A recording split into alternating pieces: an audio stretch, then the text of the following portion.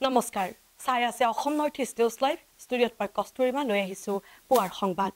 এজন নগৰীয়া চিকিৎসকৰ সফলতা এগৰাকী মাতৃৰ মুখত হাঁহি বিৰিঙাবলৈ সক্ষম হৈছে নগাঁৱৰ এজন চিকিৎসক নাম ডক্টৰ লতিফুৰ ৰহমান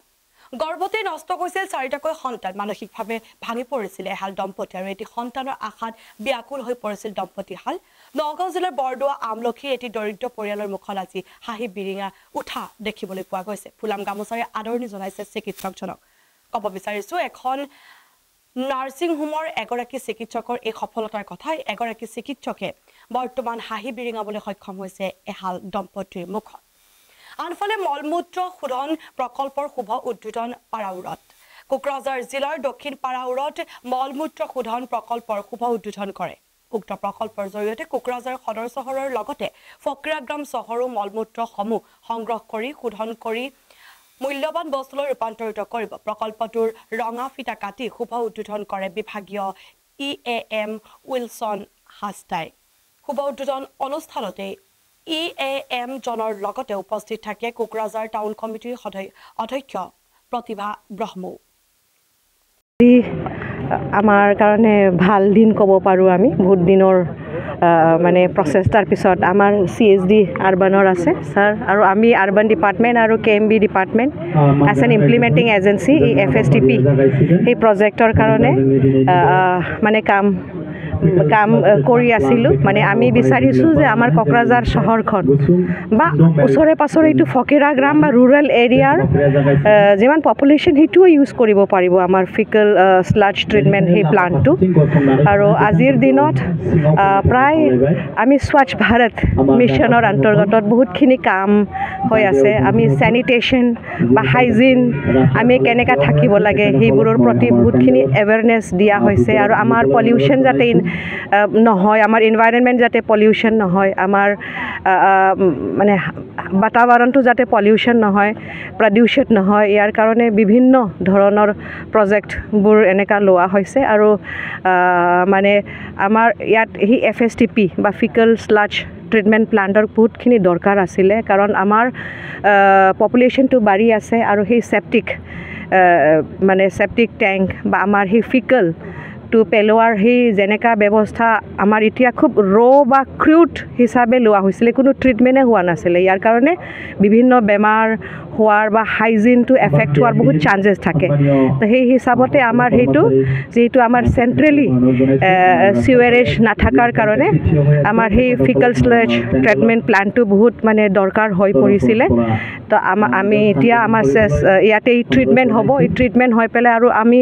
চেষ্টা কৰিম সেইটো যাতে ধুনীয়া হয় আৰু পাব্লিককো আমি এৱেৰনেছটো দিম যে আমাৰ চেছপুলটো মানে কেনেকা আমাৰ পৰা কেনেকা ছাৰ্ভিচটো ল'ব লাগে ইয়াৰ প্ৰতি আমি এৱেৰনেছ দিম ৱাৰ্ডে আমি এৱেৰনেছটো দিম আৰু মানে আৰু এইখিনি আমি আজিৰ দিনতে মানে সেই আৰবান মেনেজমেণ্ট বুলি ক'লে গাৰ্বেজ মেনেজমেণ্ট বা আমাৰ বা যিকোনো যিটো আমি ৱেষ্ট মেনেজমেণ্ট যদি কওঁ আজিৰ দিনতে মানে সেই ৱেষ্ট মেনেজমেণ্টটো যদি আমি চাওঁ টেকনিকেলি ইমান হাই হৈ গ'ল আজি আমাক ইউনিচেফে মানে টেকন'লজিটো শিকাইছে আমাৰ গ্ৰীণ টেকে আমাক বহুতখিনি মানে কনষ্ট্ৰাকশ্যন প্ৰচেছ বা কেনেকৈ চলাব লাগে ইয়াৰ প্ৰতি আমাক বহুত আমাৰ KMBৰ যিমানবোৰ আমাৰ ষ্টাফ সিহঁতকো ট্ৰেইনিং দিয়া হৈছে তো সেই হিচাপতে আজিৰ দিনত এই আমি কেনেকৈ এই ৰিচোৰ্চেছত আনিব লাগিব সেই গাৰ্বেজ মেনেজমেণ্ট বা ৱেষ্ট মেনেজমেণ্ট এইটো কেনেকৈ আমি ৰিচোৰ্চেছত আনিব লাগিব ইয়াৰ ষ্টাডিটো আজিৰ দিনত খুব আপডেট হৈ আছে টেকন'লজিটো বহুত হাই হৈ আছে ইয়াতে আমি থ্ৰু ভাৰ্মি ফাৰ্টিলাইজাৰ আমি কম্প'ষ্ট বনাব পাৰিম ইয়াত আৰু সেই কম্প'ষ্ট দি আমি দেখা পাইছোঁ বিভিন্ন জেগাত খুব ভাল মানে এগ্ৰিকালচাৰেল প্ৰডাকশ্যনছবিলাক হয় আৰু লগতে মানে আমি এইটো ফিচাৰীও কৰিব পাৰোঁ তো আৰু এইফালে আমাৰ আবহাৱা ইনভাইৰনমেণ্টো ভাল থাকিব আমি হাইজেনিকেলি আমি নিজৰ ফিকেল স্লেজ মানে ৱেষ্ট মেনেজমেণ্টটো এইটো মানে কণ্ট্ৰল কৰিব পাৰিম তো আশা কৰিছোঁ আমাৰ ৰাইজে আমাক সহায় দিব আমাৰ আৰু এই সুবিধাটো আমাৰ সেই ছাৰ্ভিচ KMBৰ পৰা যি ছাৰ্ভিচ হয় এইটো ল'ব আৰু we are so much thankful to our honorable CEM of BTR Srijut Pramod Boro and we are thankful to our honorable EM Sri Jude Wilson Hasda sir, and we are thankful to our CSD sir also, and we are thankful. BTR অঞ্চল হিচাপে মই ক'ব লাগিব যে এটা গৌৰৱৰ দিন, কাৰণ পোন প্ৰথমবাৰৰ বাবে যিটো FSTP যিটো কোৱা হয় ফিকেল স্লাজ ট্ৰিটমেণ্ট প্লাণ্ট, সেইটো পোন প্ৰথমবাৰৰ বাবে আজি ইয়াত উদ্বোধন কৰা হ'ল আমাৰ কোকৰাঝাৰ মিউনিচিপেল বৰ্ডৰ অধীনত। আৰু লগতে এই ফিকেল স্লাজ ট্ৰিটমেণ্ট প্লাণ্টটো কিয় দৰকাৰ সেইটো এটা সজাগতাও হয়তো আনিব দৰকাৰ পৰিব পাৰে আমাৰ ৰাইজৰ মাজত, কাৰণ এইটো পোন প্ৰথমবাৰৰ বাবে হৈছে। আৰু এইখন যিটো টেকনিকেল ছাপৰ্ট আমি ইউনিচেফ ফালৰ পৰা পাইছোঁ, আৰু যিটো কনষ্ট্ৰাকশ্যন পাৰ্টনাৰ হিচাপে আমাৰ গ্ৰীণটেক আছিলে, তেখেতসকলে অলৰেডি এক্সপিৰিয়েঞ্চড, আৰু ইউনিচেফৰ গাইডেন্স মতে তেখেতসকলৰ নেতৃত্বত তেখেতসকলৰ গাইডেন্সত এইখন কমপ্লিট কৰা হ'ল। ইয়াত কেইটামান কাম আৰু বাকী আছে, ইয়াত অলপ পাৰ্কৰ নিচিনা অকণমান হ'ব, অলপ বিউটিফিকেশ্যন প্ৰজেক্ট আছে, ইয়াত ফাউণ্টেইনৰ নিচিনাও এটা বনোৱা হ'ব, ইফালে পণ্ড বনোৱা হ'ব য'ত নেকি ফিছ বা ডাক তেনেকুৱা ৰখা হ'ব, আৰু তাৰ পৰাও ৰেভিনিউ জেনেৰেট হ'ব। মেইন দৰকাৰ কিয় যে আমাৰ চহৰত বা নগৰখনত এতিয়া পপুলেশ্যন বৃদ্ধি হৈছে, আৰু জনসংখ্যা বৃদ্ধি হোৱাৰ ফলত এতিয়া বহুতৰে যিটো ছেপ্টিক টেংকত বা যিটো হিউমেন ৱেষ্ট হয়, সেইটো ছেপ্টিক টেংক আমি যিটো লেট্ৰিনত ইউজ কৰোঁ বা ক'ত বা পিট লেট্ৰিনছবিলাক থাকে, তো সেইটোৰ কাৰণে আমাৰ চেণ্ট্ৰেলাইজড তেনেকুৱা ধৰণৰ চিৱেজ ছিষ্টেমটো নাই। চেণ্ট্ৰেলাইজ চিৱেজ ছিষ্টেম থাকিলে সেইটোৰ লগত কানেক্টেড থাকিলে তেনেকুৱা ধৰণৰ মানে অসুবিধা নহয়, কিন্তু চেণ্ট্ৰেলাইজ যিটো চিৱেৰেজ ছিষ্টেম বা চিৱেজ ছিষ্টেম যদি নাথাকে তেনেহ'লে আমাৰ FSTPৰ দৰকাৰ হৈ যায়, য'ত নেকি যিটো হিউমেন ৱেষ্ট হয়, হিউমেন এক্সক্ৰেটা হয়, সেইখনক ইয়াত লৈ আনি সেইখনক ট্ৰিট কৰা হয়, আৰু ট্ৰিটমেণ্ট কৰাৰ ফলত তাৰ পৰা আমি স্লাজটো আৰু পানীটো ছেপাৰেট কৰা হয়, ছেগ্ৰিগেট কৰা হয়, আৰু সেইটোক আমাৰ নেশ্যনেল গ্ৰীণ ট্ৰিবিউনেল NGTৰ গাইডলাইন মৰ্মে সেইটো লেবৰেটৰীত পঠোৱা হয়, আৰু টেষ্ট কৰাৰ পিছত ৰিইউজ কৰাৰ কাৰণে যদি কিবা যদি যোগ্যতা থাকে সেইটো ৰিইউজ কৰা হয়, নহ'লে ডিছপ'জ কৰা হয়। আৰু এইটোৰ জৰিয়তে আমাৰ কাৰণে কি ভাল হয় আমি সকলোৱে জানো যে আমাৰ বহুতৰেই যিটো হিউমেন ৱেষ্টটো বা আমাৰ ছেপ্টিক টেংকবিলাক ইউজুৱেলি নদীবিলাকৰ লগত বা তেনেকুৱা নলা নৰ্দমাৰ লগত বহুতে লিংক কৰাই দিয়ে, কিন্তু সেইটোৰ ফলত কি হয় আমাৰ পানীখন পলিউটেড হৈ যায়, পানীখন প্ৰদূষণ হৈ যায়। আৰু আমাৰ বৰ্তমান চৰকাৰে বিশেষকৈ NGTৰ জৰিয়তে নেশ্যনেল গ্ৰীণ ট্ৰিবিউনেলৰ জৰিয়তে আমি কোনো ৱাটাৰ বা তেনেকুৱা ধৰণৰ ৱাটাৰ বডিজ বা ৰিভাৰ বা নদী আমি পলিউট কৰিব নোৱাৰোঁ, সেইটো ভায়লেশ্যন হয়। আৰু সেইকাৰণে আমাৰ দৰকাৰ আছিল এনেকুৱা এটা FSTPৰ কাৰণে, যিটো আজি ইয়াত বনোৱা হ'ল। আৰু ইয়াৰ পৰা মই ভাবোঁ যে অকল কোকৰাঝাৰ টাউন নহয়, ওচৰত আমাৰ ফকিৰাগ্ৰাম টাউন আছে, সেইখনৰো যিটো নিডছ বা ৰিকুৱাৰমেণ্টছ, পপুলেশ্যন যিহেতু বাঢ়ি আছে, জনসংখ্যা যিহেতু বাঢ়ি আছে, সেইটোৰ যিটো ৰিকুৱাৰমেণ্টছ বা নিডছ এইখন FSTPয়ে ফুলফিল কৰিব। আৰু মই আশাবাদী যে এইখনৰ যিটো ইউছেজ, এইখনৰ যিটো ইম্পৰ্টেঞ্চ সকলোৱে লাহে লাহেকৈ গম পাব। আৰু আমি প্লান কৰি আছোঁ আমাৰ যিমান আৰ্বান লোকেল বডিজ আছে সব জেগাতে যাতে আমাৰ এনেকুৱা ধৰণৰ FSTP যাতে হৈ যায়, আৰু সেইটোৰ পৰা যাতে সকলোৱে সজাগ হৈ আমি কি ধৰণে হিউমেন ৱেষ্টটো মানে ডিছপ'জ কৰিব লাগে বা কি ধৰণে ৰিইউজ কৰিব লাগে ভালৰ কাৰণে, সেইখিনি কথা সজাগ হ'লে নিশ্চিত ৰূপে এইটো আমাৰ কাৰণে ভাল হ'ব। আৰু মই ভাবোঁ যে সেইটোৰ জৰিয়তে বহুতখিনি যিটো মানে বিভিন্ন ধৰণৰ ক'বলৈ গ'লে বেমাৰ আজাৰো হয়, যদি প্ৰপাৰলি যদি আমি এইটো যদি ডিছপ'জ অফ নকৰোঁ, হিউমেন ৱেষ্টটো যদি প্ৰপাৰলি আমি ডিছপ'জ কৰাৰ সুবিধা বা ব্যৱস্থা যদি কৰি নিদিওঁ, বহুত ধৰণৰ বেমাৰ আজাৰৰ সৃষ্টি হয়। তো এইটো হেল্থৰ লগতো ৰিলেটেড হৈ আছে। তো সেইকাৰণে আমি গৌৰৱ অনুভৱ কৰিছোঁ যে আমাৰ বিটিআৰ হিচাপে আমি প্ৰথম ফিকেল স্লাজ ট্ৰিটমেণ্ট প্লাণ্ট পালোঁ। মই অনুভৱ কৰোঁ যে এইটোৰ জৰিয়তে আমাৰ সকলোৰ কাৰণে ভাল হ'ব বুলি, আৰু প্ৰদূষণমুক্ত এটা আমি ৱাটাৰ বডিজ পাবলৈও সক্ষম হ'ম বুলি আশা কৰিছোঁ। কিমান টকাৰ প্ৰজেক্ট? এইটো বৰ্তমান এতিয়া 61 lakhsৰ প্ৰজেক্ট হয়, আৰু অহা দিনত এতিয়া আৰু আমি ইয়াত ফাণ্ড ধৰিম, আৰু লগতে মানে ইয়াত বিউটিফিকেশ্যনৰ কাৰণে, আৰু লগতে আমাৰ পুখুৰী, ফাউণ্টেইন, আমাৰ ৰাস্তা এটা অলৰেডি ধৰা হৈছে, আধা হৈছে, কিন্তু এতিয়া আকৌ আমি PWD ডিপাৰ্টমেণ্টৰ পৰা অলৰেডি আমাৰ চিফ ছাৰ প্ৰমোদ বড়ো ডাঙৰীয়া দেৱে অলৰেডি চেংচন দিছে, আমাৰ এপ্ৰ'চ ৰোডটো হৈ যাব, ৰাস্তা ইয়ালৈকে ধুনীয়াকৈ হৈ যাব, যাতে যিবিলাক কেৰিং ভেহিকেল যিবিলাক আহিব যাতে ভালকৈ ইয়াত আহিব পাৰে। তো সেইবিলাক আমাৰ আকৌ প্ৰজেক্ট ধৰা হৈছে। আনফালে পঞ্চায়তৰ সমষ্টিৰ পূৰ্ণ নিৰ্ধাৰণ প্ৰক্ৰিয়াক লৈ অসন্তুষ্ট সৰুপথাৰ দুখন গাঁৱৰ ৰাইজ। পঞ্চায়তৰ সমষ্টি পুনৰ নিৰ্ধাৰণ প্ৰক্ৰিয়াক লৈ অসন্তুষ্ট সৰুপথাৰ সমষ্টিৰ আহোম জনগোষ্ঠীয় বসতি পূৰ্ণ কৰ্দৈগুৰি আৰু ধনশিৰি পাৰ নামৰ দুখন গাঁৱৰ ৰাইজ। উল্লেখ্য যে গাঁও দুখনৰ ৰাইজে বুধবাৰে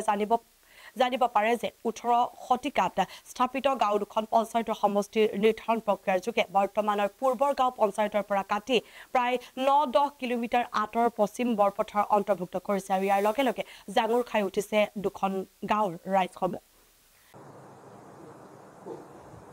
নমস্কাৰ। আজি সমষ্টি পুনৰ্নিৰ্ধাৰণৰ আণ্ডাৰত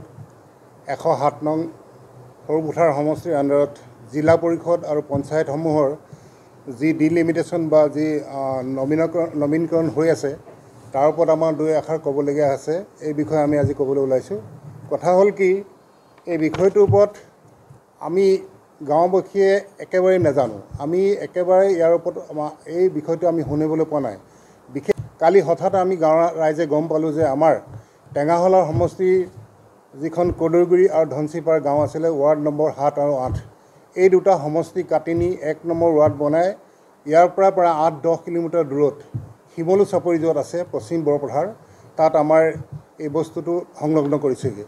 কি কাৰণে কৰিবলগীয়া হৈছে এই বস্তুটো আমি একো বুজি নাপালোঁ, বা কোনো ধৰণৰ ৰাজহুৱা মিটিং পাতি বা এই কথাটো ৰাইজক জনোৱা নাই, কোনো গাঁও সভা হোৱা নাই, ইয়াৰ ওপৰত কোনো ডিছকাছ হোৱা নাই, কোনো মানে কাৰো অভিজ্ঞতা নহয়, কাৰো মানে এইটোৰ ওপৰত জ্ঞান নাই যে এই বস্তুটো ইয়াৰ পৰা এনেধৰণে কাটি লৈ যাব। আৰু চাওক, এই কদৰগুৰি গাঁওখন হ'ল ধনচিৰি মহকুমাৰ এখন বহুত পুৰণি গাঁও। প্ৰায় 18শ শতিকাৰ শেষ ভাগতে এই গাঁওখন ইয়াত ষ্টাব্লিছ হৈছিল।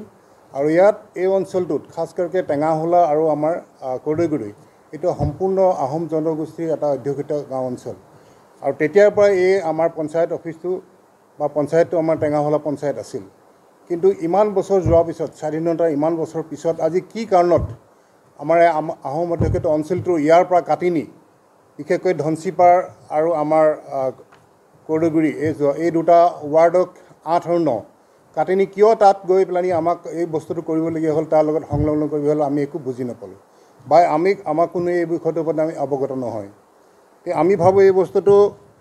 এইটো সিদ্ধান্তটো কিভাৱে লোৱা হৈছে তাৰ ওপৰত আমাৰ কেইটামান প্ৰশ্ন আছে, সেইকেইটা আমি আজি ক'বলৈ ওলাইছোঁ। প্ৰথমটো হৈছে, এই সিদ্ধান্ত কাৰোবাৰ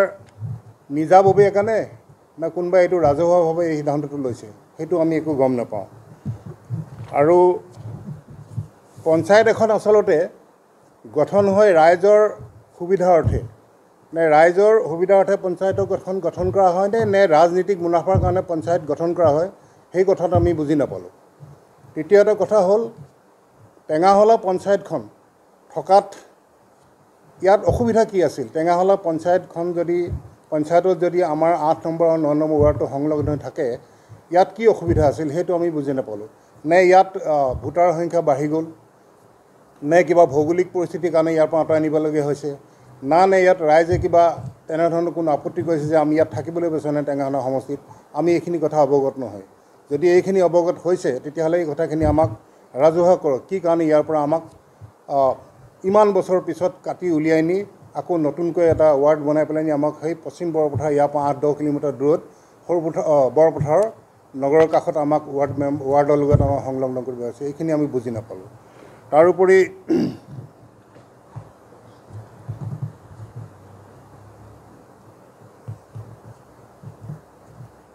এইটো পঞ্চায়ত আইনৰ অধীনত 1994 অনুসৰি টেঙাহলা পঞ্চায়তত ভোটাৰ সংখ্যা প্ৰায় 6000 আছিল। আৰু কিন্তু আজিৰ তাৰিখত টেঙাহলা পঞ্চায়তত মুঠ 2017 চনত প্ৰায় 7212 জনলৈ ইয়াৰ বৃদ্ধি হৈছিল। আৰু ধনচিত আৰু কদৰগুৰিত গাঁৱত মুঠ 1319 জন ভোটাৰ সকলোকে বিয়োগ কৰিলে বৰ্তমান ইয়াত আমাৰ 4500 জন ভোটাৰ আছে। এইটো তেনে ক্ষেত্ৰত কি কাৰণত এই সমষ্টিটো যে ভোটাৰো ইয়াত বেছি হোৱা নাই, কি কাৰণত সমষ্টিৰ পৰা আমাক টেঙাহলাৰ পঞ্চায়তৰ পৰা কাটি নি আমাক তাত সংলগ্ন কৰিব আছে, এই কথাটো আমি বুজি নাপালোঁ। সেইকাৰণে আমি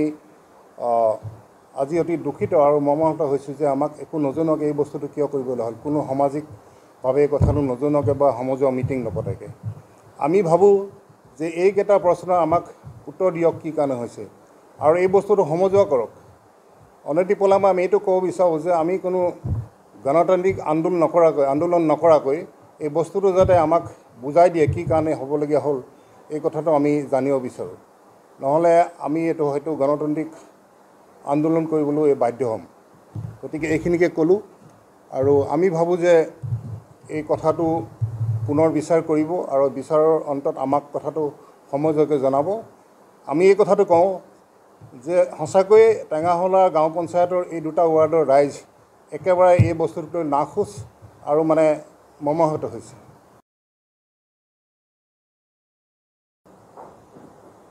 নমস্কাৰ জয় জয়তে মই আমাৰ সমূহ কৰ্দৈগুৰি গাঁওবাসী আৰু লগতে ধনশিৰি আমাৰ ধনশিৰিৰ পৰা যিখন গাঁও আছে এই দুখন গাঁৱৰ সমূহ ৰাইজৰ হৈ মই আমাৰ ইয়াত উপস্থিত থকা বিভিন্ন চেনেলৰ সাংবাদিক বন্ধুসকলক আমি শুভেচ্ছা আৰু ধন্যবাদ জ্ঞাপন কৰিছোঁ লগত কথা হৈছে কি বৰ্তমান যি আমাৰ ডিলিমিটেশ্যন যি প্ৰক্ৰিয়া চলিছে সমষ্টিৰ যি বিভাজন কৰাৰ যি পুনৰ নিৰ্ধাৰণ প্ৰক্ৰিয়া চলিছে এই প্ৰক্ৰিয়াটোত আমি দেখা পাইছোঁ যে বিশেষকৈ টেঙাহলা গাঁও পঞ্চায়ত যিটো এই টেঙাহলা গাঁও পঞ্চায়তটোত আমাৰ এনেকুৱা ধৰণে অন্যায় কৰা হৈছে যিহেতু আমাৰ কৰ্দৈগুৰি গাঁও আৰু ধনশিৰি গাঁও এই দুইখন গাঁও আমাৰ পৰা কাটি লৈ গৈ আমাৰ পৰা প্ৰায় 9-10 কিলোমিটাৰ আঁতৰৰ যিখন শিমলু চাপৰি সেই শিমলু চাপৰিৰ লগত সংলগ্ন কৰি 1 নম্বৰ ৱাৰ্ড এটা গঠন কৰি পশ্চিম বৰপথাৰৰ যি গাঁও পঞ্চায়ত তাত অন্তৰ্ভুক্তি কৰা হৈছে এইটো এটা অতি পৰিতাপৰ বিষয় যিহেতু ডিলিমিটেশ্যন প্ৰক্ৰিয়াত আমি জনামতে ভৌগোলিক সুবিধা আৰু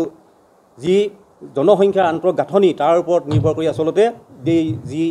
পুনৰ নিৰ্ধাৰণ এই প্ৰক্ৰিয়াটো হ'ব লাগিছিলে আৰু প্ৰথম কথা হৈছে আমাৰ এই যি প্ৰক্ৰিয়া ডিলিমিটেশ্যন যিটো প্ৰক্ৰিয়াটো আমি আচলতে সময়ৰ আগত আচলতে ৰাজহুৱাকৈ আমাৰ আগত প্ৰকাশ কৰিব লাগিছিলে আজি চৰকাৰীভাৱেই হওক চৰকাৰী বিভাগত তেখেতলোকৰ এটা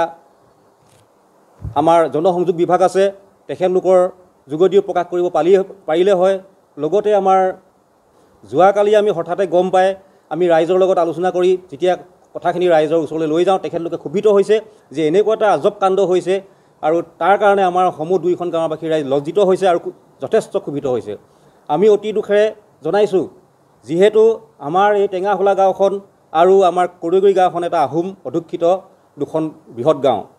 আৰু আমাৰ এই দুখন গাঁৱক বিশেষকৈ আহোম জনগোষ্ঠীৰ লোকসকলক আচলতে বিভাজিত কৰিবৰ কাৰণে এইটো কৰা হৈছে নেকি আমি তাৰ ওপৰতো এটা ৰাজনৈতিক গুণ আমি পাইছোঁ ইয়াত আৰু কথা হৈছে কিন্তু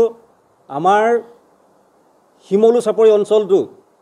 আৰু কৰ্দৈগুৰি ইমান ধনশিৰিৰ ইমান এটা বৃহত্তৰ অঞ্চল এই দুটাক লৈ যে এটা ৱাৰ্ড কৰিলে কিন্তু শ্বেয়াগুৰি গাঁও যিখন আছে শ্বেয়াগুৰি গাঁৱত তাত ৱাৰ্ড আছিলে এটা 7 নম্বৰ ৱাৰ্ড আছিলে তাত সেই ৱাৰ্ডটোত দুটা ভাগ কৰি তাত দুটা ৱাৰ্ড সম্পূৰ্ণভাৱে এতিয়া কৰি দিয়া হৈছে আৰু দ্বিতীয়তে আমাৰ যিটো আমাৰ সৰুপথাৰ অঞ্চলৰ ওচৰতে থকা নাহৰণি যিটো ৱাৰ্ড তাত এটা ৱাৰ্ড আছিলে সেই ৱাৰ্ডটোকো দুটা ৱাৰ্ড কৰি সৰু সৰু ৱাৰ্ড কৰি দিয়া হৈছে গতিকে এই বিষয়টোৰ ওপৰত আমি কেনেধৰণে তেওঁলোকে সিদ্ধান্ত ল'লে বৰ আচৰিত পাইছোঁ আমি জনাত যে ডিলিমিটেশ্যন যিটো প্ৰক্ৰিয়া তাত আচলতে সৰ্বদলীয় এটা সিদ্ধান্ত হ'ব লাগে তাত তেওঁলোকে সৰ্বদলক নিমন্ত্ৰণ কৰি আৰু ৰাইজৰ মতামত লৈ আচলতে এইবিলাক গঠন কৰাটো উচিত আছিলে কিন্তু আমি দেখা পাইছোঁ তেখেতলোকে আমাক এটা যেতিয়া আমি এই কথাখিনি গম পাই আজি ৰাইজৰ ফালৰ পৰা কৰ্দৈ গাঁৱৰ ধনশিৰি পাৰৰ ৰাইজৰ ফালৰ পৰা এখন আমি মেমৰিণ্ডাম দিয়া হৈছে চিভিল এছ.ডি.অ. মহোদয়ৰ ওচৰত আমি গৈছিলোঁ তাত দিছোঁ আৰু লগতে আহোম সভাইও তেখেতলোকৰ ফালৰ পৰা এখন মেমৰিণ্ডাম দিছে কিন্তু কথা হৈছে তেখেতলোকে 20 তাৰিখ যিটো ধাৰ্য কৰিলে 20 তাৰিখটো ধাৰ্য কৰি দিয়াৰ কাৰণে আমি এই মেমৰিণ্ডামসমূহ দিছোঁ কিন্তু আমি আশা কৰিছোঁ যে যেহেতু তেখেতলোকে এটা ডেট দিছে ইয়াৰ পাছত যদি এই আমাৰ যিটো ডিলিমিটেশ্যন প্ৰক্ৰিয়া তাত যদি সংশোধনী নকৰে তেতিয়াহ'লে কিয় তেওঁলোকে সংশোধনী কৰিব নোৱাৰিলে তাক কিন্তু আমাৰ ৰাইজৰ ওচৰত উত্তৰ দিব লাগিব আমি আশা কৰিছোঁ আমাৰ পঞ্চায়ত যিটো এক্ট আমাৰ 1994 চনৰ যিটো এক্ট তাৰ মতে আচলতে ন্যূনতম আমাৰ যিটো জনগাঁথনি হ'ব লাগে 6,000 পৰা 10,000ৰ ভিতৰত হ'ব লাগে কিন্তু দেখা গৈছে এতিয়া আমাৰ যদি পঞ্চায়তটোৰ পৰা সৰুপথাৰ যিটো পৌৰসভাৰ সমষ্টিলৈ একাংশ আগতেই কাটি নিয়া হ'ল আৰু ইয়াৰ পাছত আমাৰ যিসকল বিয়া হৈ গৈছে যিসকল মৃত ব্যক্তি হৈ গৈছে যিসকল মৃত হৈ গ'ল তাৰ পাছতো বৰ্তমান আমাৰ কৰ্দৈগুৰি গাঁওখন আৰু ধনশিৰিপাৰ গাঁও দুইখন যদি কাটি দিয়া হয় ইয়াৰ পৰা তেতিয়াহ'লে তাৰ জনসংখ্যা বৰ্তমান যিটো জনসংখ্যা আছে 7,212 জন তাৰ পৰা কমি গৈ প্ৰায় 4,500 মানহে থাকিবগৈ যদি সেইটোৱে হয় তেতিয়াহ'লে 6,000 ন্যূনতম সীমাক লৈ পেলাই জনসংখ্যাৰ গাঁথনিক লৈ যিখন পঞ্চায়ত গঠন কৰা যিখন আইন এই আইনখন ভংগ কৰাৰ বাবে কোন জগৰীয়া হ'ব তাৰ উত্তৰ কিন্তু আজি চৰকাৰে দিব লাগিব। আমি সেইকাৰণে আমি আহ্বান জনাইছোঁ আজি সাংবাদিক বন্ধুসকলৰ যোগেদি যে আমাৰ গাঁৱৰ 2খন গাঁৱৰ ৰাইজে যি আৱেগ অনুভূতিয়ে যি ক্ষোভিত হৈ আজি স্মাৰকপত্ৰ দিয়া হৈছে, আমি আশা কৰিছোঁ 20 তাৰিখৰ পাছত আমাক যাতে ইয়াৰ এটা সুদুত্তৰ পাওঁ। যদি আমি সুদুত্তৰ নাপাওঁ তেতিয়াহ'লে আমি জংগী আন্দোলন কৰিবলৈ আমি বাধ্য হ'ম। আৰু এই চেগতে আমি আহোম সভাৰ আমাৰ সভাপতি শ্ৰীযুত দিগন্ত গগৈদেৱ আৰু লগতে কাৰ্যকৰী সভাপতি জিতুল ফুকনদেৱ আৰু লগতে বীন চি কোঁৱৰদেৱে আহোম সভা হৈ আমাৰ 2খন গাঁৱৰ প্ৰতিনিধিত্ব কৰি তেখেতলোকে যি স্মাৰকপত্ৰ দিছে, তেখেতলোকে আমাৰ আহোম জনগোষ্ঠীটোৰ যি ঐক্যতা যি সংস্কৃতি যাতে বিনষ্ট হ'ব নোৱাৰে তাৰ কাৰণে তেখেতলোকে যি পদক্ষেপ লৈছে, আমি সমূহ 2খন গাঁওবাসী হৈ তেখেতলোকলৈ ধন্যবাদ আৰু কৃতজ্ঞতা আমি জ্ঞাপন কৰিছোঁ। আমি সদৌ আমি এইটোকে আহ্বান জনাইছোঁ, যিহেতু আপোনালোকে চাওক আজি এটাকৈ আমাৰ জিলা পৰিষদ নতুনকৈ গঠন হৈছে আৰু 2টাকৈ পঞ্চায়তৰ নাম সলনি হৈছে। এতিয়া দেখা গৈছে যিহেতু চাংপুল নামৰ এটা পঞ্চায়ত আজি গঠন হৈছে আৰু উৰিয়ামঘাট এটা পঞ্চায়ত আজি গঠন হৈছে, ঠিক তেনেকৈ আমাৰ যিটো শিমলু চাপৰি অঞ্চলটো, এই শিমলু চাপৰি অঞ্চলটো বৃহত্তৰ টেঙানী অঞ্চলৰ পৰা কাটি আনি তাত কিয় সংলগ্ন কৰিব পৰা নগ'ল? কাৰণ যিহেতু তাত ভৌগোলিক সীমাৰ খুব এটা সুবিধা আছিলে আৰু জনগাঁথনি আমাৰ টেঙানী পঞ্চায়তত যথেষ্ট আছে। গতিকে আমি আশা কৰিছোঁ এই ক্ষেত্ৰত আমাৰ ডিলিমিটেশ্যনৰ ক্ষেত্ৰত ইয়াত কোনোবাই হস্তক্ষেপ হৈছে ইয়াত, আৰু এই হস্তক্ষেপখিনি সম্পূৰ্ণ ইয়াৰ পৰা আঁতৰাব লাগে। আৰু আমাৰ বৰ্তমানৰ যিজন জনপ্ৰিয় বিধায়ক বুলি কোৱা হয় তেখেতে এই ক্ষেত্ৰত কি ভূমিকা গ্ৰহণ কৰে আৰু আমাৰ যিসকল প্ৰশাসনীয় যিসকল আজি আমাৰ ইলেকশ্যন যিসকল অধিকাৰী আছে তেখেতলোকৰ যোগেদি ইয়াত হস্তক্ষেপ কৰি আমাৰ ক্ষুদ্ৰুত্ব এটা আমি লাগিবই, আৰু তাৰ কাৰণে আমি যিকোনো পন্থা অৱলম্বন কৰিবলৈ আমি সাজু আছোঁ। শেষত মই আজি উপস্থিত থকা আমাৰ 2খন গাঁৱৰ যি প্ৰতিনিধি, আহোম সভাৰ যি প্ৰতিনিধি আৰু সাংবাদিক বন্ধুসকললৈ মই ধন্যবাদ জ্ঞাপন কৰি আজি আপোনালোকক এইখিনিয়ে কৈ মোৰ বক্তব্য। আনফালে নগাঁও আইন মহাবিদ্যালয়ৰ শৈক্ষিক পৰিৱেশ বিনষ্ট, 4 দিন ধৰি মহাবিদ্যালয়খনৰ ছাত্ৰ ছাত্ৰীসকলে কৰি আহিছে প্ৰতিবাদ। মহাবিদ্যালয়খনৰ বহুকেইটা বিষয়ক লৈ বৰ্তমান ন্যায়ালয়ৰ দ্বাৰস্থ হৈছে ছাত্ৰ ছাত্ৰীসকল। ইয়াৰ মাজতে নিশা মহাবিদ্যালয়খনৰ এজন 3য় বৰ্গৰ কৰ্মচাৰী প্ৰৱেশ কৰি ডেটা নষ্ট কৰাৰ অভিযোগ ছাত্ৰ সমাজৰ। কি হৈছিল দাদা? হয়, আমি যিহেতু এইকেইদিন ধৰি আপোনালোকে দেখি আছে আমি প্ৰটেষ্ট কৰি আছোঁ। প্ৰটেষ্টটো কি লৈ কৰি আছোঁ? আমাৰ মূল দাবীটো হ'ল আমি এখন মেমৰেণ্ডাম আপোনাৰ ছাবমিশ্যন কৰিছোঁ প্ৰিন্সিপালৰ ওচৰত। গতিকে মেমৰেণ্ডামটো দিবলৈ যাওঁতে কলেজ কৰ্তৃপক্ষৰ পৰা কোনো ধৰণৰ একো পজিটিভ ৰেছপন্স নোপোৱাৰ বাবে আজি আমি গৈ পেলাই 3 দিন অন্তত আজি আমি গৈ পেলাই RTI ফাইল কৰিছোঁ কলেজৰ এগেইনষ্টত আমাৰ কোৰ্টত। আমি মোৰ দেন 150 ষ্টুডেণ্ট কলেজৰ পৰা মাৰ্চ কৰি কোৰ্টত গৈ পেলাই আমি সকলোৱে ষ্টুডেণ্ট ছাত্ৰই মিলি আমি কলেজৰ এগেইনষ্টত RTI ফাইল কৰিছোঁ। আৰু আজি চাওক ৰাতি ইমান ৰাতি হৈ গৈছে, ৰাতি 9টা বাজি গৈছে। যিজন মানুহ ইমান দিন ধৰি নাছিলে আজি আহি পেলাই অফিচ ৰুম খোলা, ৰাতি 9টা বজাত অফিচ ৰুম খোলা আছে, কম্পিউটাৰত তেওঁলোকে কাম কৰিছে। এই তেখেতে আছে, তেখেতসকলকো সুধিলে গম পাব। কিয় কিবা ডাটা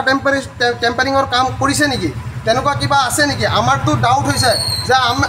যিহেতু তেখেত ইমান দিন ধৰি নাই, আজি কেলৈ তেখেত আহিছে আৰু ৰাতিকে কিয় আহিছে, ৰাতিকে আহি পেলাই তেওঁ অফিচ ৰুম কিয় খুলিছে, কিয় কোনে দিলে ইমান অথৰিটি, চোৰৰ নিচিনা কিয় আহিছে? তেওঁ যদি আহিছে কিবা কামত আহি পেলাই যাবগৈ, তেওঁ অফিচ ৰুমত বহি কম্পিউটাৰখন কেলৈ খুচুৰিব? নিশ্চয় ইয়াত কোনো ষড়যন্ত্ৰ ৰচা গৈ আছে আমাৰ ছাত্ৰ সমাজৰ বিৰুদ্ধে। তেওঁলোকে আমাক দবাব বিচাৰিছে, আমাক গাপ দিব খুজিছে। গতিকে আমি এই আমাৰ বিৰুদ্ধে ষড়যন্ত্ৰ আমি কেতিয়াও মানি নলওঁ আৰু এইটোৰ উচিত তদন্ত বিচাৰোঁ। আমি প্ৰশাসনকো জনাব বিচাৰিছোঁ যে এইটোৰ প্ৰতি যাতে উচিত তদন্ত আপোনালোকে কৰে আৰু আমাক যাতে ন্যায়ভাৱে আপোনালোকে সহায় সহযোগিতা কৰে। আৰু চাওক আপুনি দেখাব পাৰে আমাৰ অফিচ ৰুমটো এতিয়াও খোলা হৈ আছে। অফিচ ৰুমত কি কাম আছে? অফিচ ৰুমত কম্পিউটাৰ আছে, কম্পিউটাৰত গোটেইখিনি ডাটা তেওঁলোকৰ আছে। হয়তো এনেকুৱা লাগিছে মোৰ তেখেতসকলে আহি পেলাই ডাটাখিনি গোটেইখিনি ডিলেট কৰি থৈ গ'ল আৰু আমাক কোনো চান্স নিদিয়ে যেনেকুৱা লাগিছে। এইটো RTI আজি মাৰাৰ পাছতহে তেখেত কিয় আহিলে, ইমান দিন কিয় আছিলে আৰু দিনত কিয় নাহিলে? ৰাতি আপোনাৰ 9টা 9:30 বজাত তেখেত আহি পেলাই কলেজত গেট খুলি পেলাই কলেজৰ আপোনাৰ অফিচ ৰুম খুলি পেলাই অফিচ ৰুমত থকা কম্পিউটাৰত কিবা খুচুৰি আছে, সেইটো আমি গম নাপাওঁ। ইয়াত নিশ্চয় বহুত ডাঙৰ ষড়যন্ত্ৰ ৰচা হৈ আছে যোনটো আমাৰ ছাত্ৰ সমাজৰ একদম বিৰুদ্ধে। গতিকে আমি আইনী সহায় ল'ম ইয়াৰ এগেইনষ্টত যোন জড়িত হৈ আছে সকলোকে আমি সকীয়াই দিব বিচাৰিছোঁ আৰু তেখেতসকলৰ এগেইনষ্টত আমি আইনী ব্যৱস্থা ল'ম বিশেষ সংবাদ কচুৱাৰ জুৰিপাৰত নৈশ কাবাডী খেল প্ৰতিযোগিতা সম্পন্ন হৈছে নগাঁও জিলাৰ কচুৱাৰ জুৰিপাৰত জুৰিপাৰ যুৱ মঞ্চৰ উদ্যোগত এককালীন নৈশ কাবাডী খেল প্ৰতিযোগিতাৰ আয়োজন কৰে আৰু শুকুৰবাৰে নিশা অনুষ্ঠিত হয় উক্ত খেলখন 12টা দলে অংশগ্ৰহণ কৰা উক্ত খেলখনত নগাঁও LDC কাবাডী দল বনাম ডুন জুৰিপাৰ কাবাডী দলৰ মাজত ফাইনেল খেলখন অনুষ্ঠিত কৰা হয় আৰু ফাইনেল খেলখনত নগাঁও LDC কাবাডী দলে জয় হয় চাই থাকিব Assam north east news live ইমান উৎকণ্ঠ গৰমৰ মাজত আমাৰ এই অঞ্চলত অৱশ্যে এটা উৎসাহ যে কাবাডী খেল নাইট কাবাডী খেল প্ৰতিযোগিতা পাতে অনুষ্ঠিত কৰে আৰু ইয়াত অৱশ্যে আমাৰ ৰাইজসকলেও বিশেষভাৱে সঁহাৰি জনায় যাৰ বাবে আজিলৈকে কোনো ধৰণৰ অপ্ৰীতিকৰ ঘটনা হোৱা নাই আৰু এই খেলসমূহৰ জৰিয়তে ভাতৃত্বমূলক সৃষ্টি হয় আৰু আমাৰ এই অঞ্চলৰ গোটেই মানুহে এই খেলটোত জনপ্ৰিয় হৈ পৰিছে কচুৱা কোৱাৰ লগে লগে মানে এদিন পিছত এদিন আছে এই খেল কণ্টিনিউ গতিকে মই যিসকল দল এই নাইট কাবাডী খেলত অংশগ্ৰহণ কৰে তেখেতলৈ মই মোৰ তৰফৰ পৰা আন্তৰিক ধন্যবাদ দিছোঁ আৰু লগতে আপোনালোকৰ মিডিয়াকো ধন্যবাদ দিছোঁ যে আপোনালোকে ইমান কষ্টৰ মাজত আহি এই খেলসমূহ যাতে আপোনালোকৰ চেনেলৰ মাধ্যমে আপোনালোকে কি কয় পৰিৱেশন কৰে তাৰে মই আপোনালোকলৈ আন্তৰিক শুভেচ্ছা থাকিম হয় তেখেতলৈ অৱশ্যে আমাৰ কচুৱাৰ কাৰণে তেখেতলৈ ফেমাছ হৈ পৰিল যিহেতু আজি 20 বছৰ ধৰি 15-20-25ৰ ভিতৰত এনেকুৱা বহুত খেলুৱৈ আছে মোৰ আণ্ডাৰত খেলিছে আৰু বিশেষকৈ ইয়াত 2-4জন আছে তেখেতৰ ৰফিকুল আৰু বিশেষকৈ ৰফিকুলো এজন মই জনামতে নগাঁও আমাৰ জিলাত তেওঁ এজন কাবাডী ৰেফাৰী হয় মোৰ দাদাৰ লগতে গতিকে এই খেলুৱৈসকলৰ যিটো উৎসাহ তেখেতলৈ আহি যায় আমাৰ এই পিছপৰা গাঁৱত যাতে পিছপৰা অঞ্চলত আহি তেখেতলৈ আমাৰ ল'ৰাবোৰক যি উৎসাহ দিয়ে তাৰ কাৰণে তেখেতলৈ মই আন্তৰিক শুভেচ্ছা জনাইছোঁ